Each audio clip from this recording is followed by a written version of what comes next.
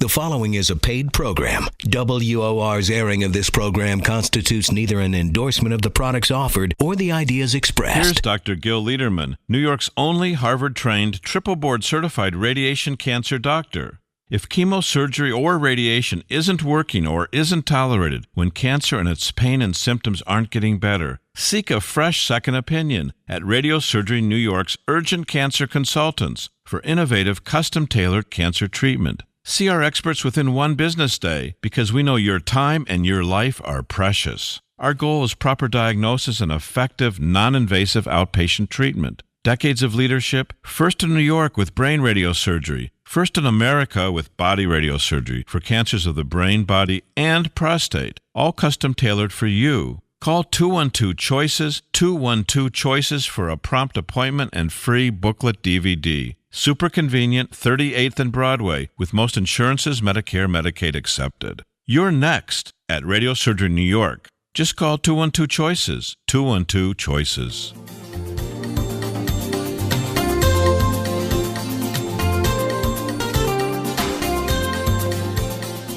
Welcome, everybody. It's the Radiosurgery Show with Dr. Gil Lederman, MD, New York's only Harvard-trained, triple-board certified radiation oncologist who brings you the latest cancer treatment news, interviewing world-renowned cancer experts, delving into special cases, and, of course, answering your questions. I'm Rob Redstone, broadcasting from the WOR studios in the heart of New York City. And now, please welcome Dr. Lederman.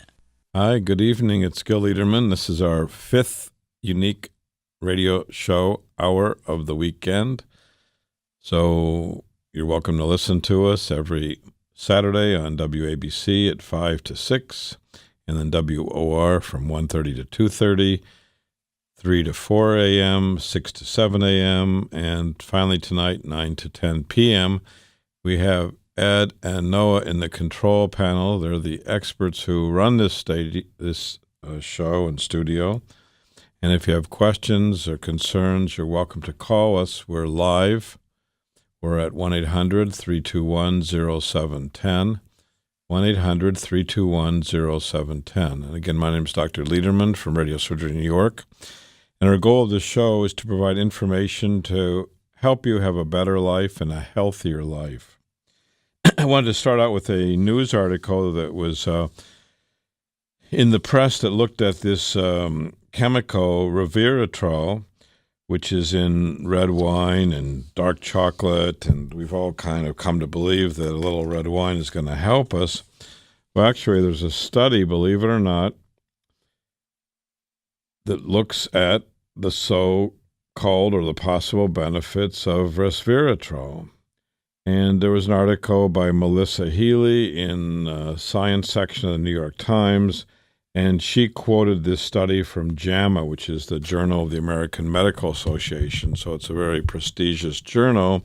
She starts out saying, so you've been feeling virtuous, drinking red wine, nibbling on dark chocolate, and popping grapes, thinking you're reaping life-extending, disease-fighting, health-promoting benefits of resveratrol. She says you'll need to think again, as a new study suggests that high levels of resveratrol consumed as part of a regular diet are not linked to lower levels of cancer, cardiovascular disease, or inflammation, and they do not appear to prolong life.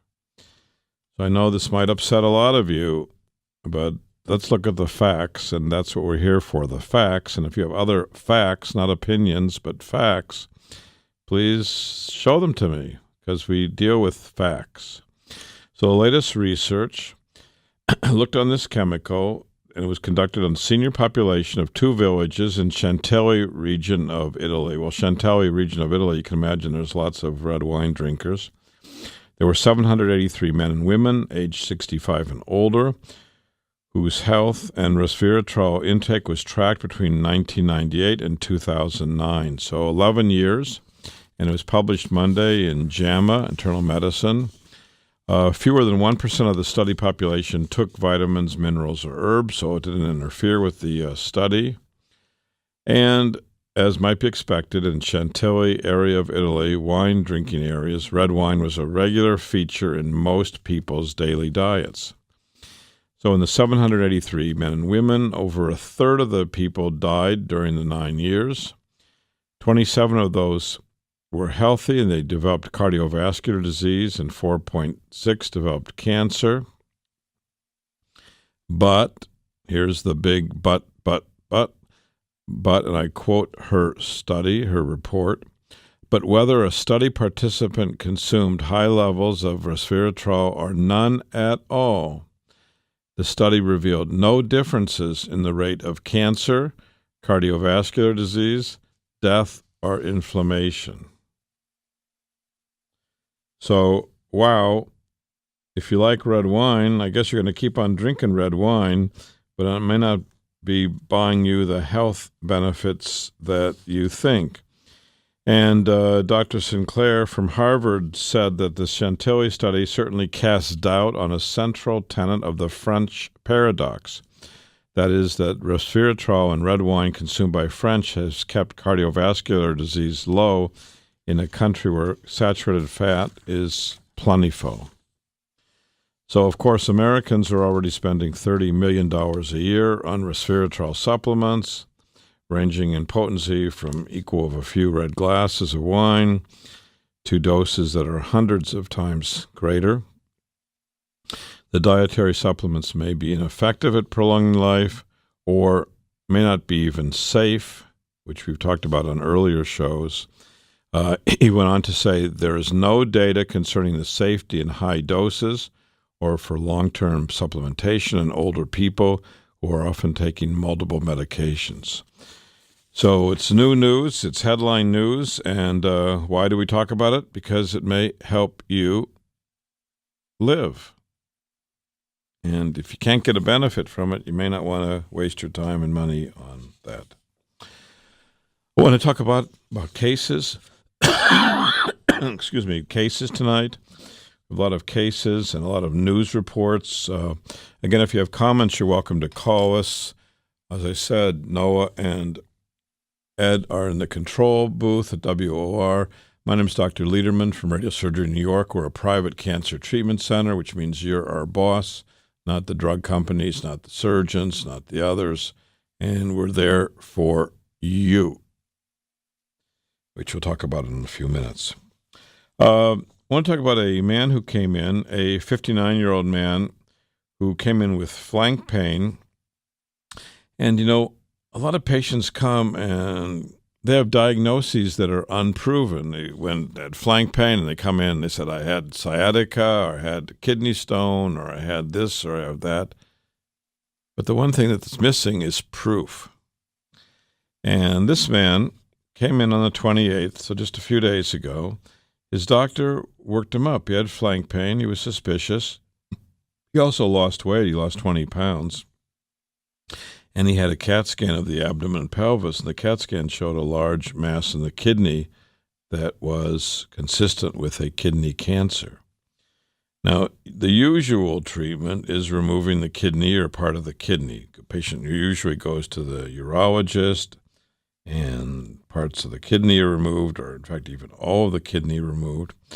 Well, this man heard about our work, and he heard that there are options, choices. And he came, and we reviewed all the data, and he had a workup showing the cancer had not traveled. So, in fact, yes, he's a candidate for non-invasive treatment called radiosurgery. It's a technology that we brought to this country many years ago. We've treated now about 20,000 patients. Radiosurgery, it's a misnomer. I know we have a friend of a patient from New Jersey, Gail, who says don't use that word. Say radio zapping or radio beaming. But that's the word. And the idea was that the radiation beam was going to substitute for surgery, going to hit the cancer and try to make the cancer go away or go in remission. And in fact, it usually works 90% of the time for kidney cancer and other cancers, lung cancer and pancreas cancer and others. We can stop the cancer where we hit it, usually for the rest of the life of the patient. So we saw this man. He was on narcotics for pain. The pain was so severe. He has a big mass in the kidney. We explained to him the situation, that there's a good chance that we can put him in remission non-invasively, and he can save the rest of his kidney. So it certainly makes sense. We tell everyone all the options. We're not afraid of talking about surgery, and we're not afraid of talking about all the options, including, in this case, radiosurgery, which is a non-invasive treatment options.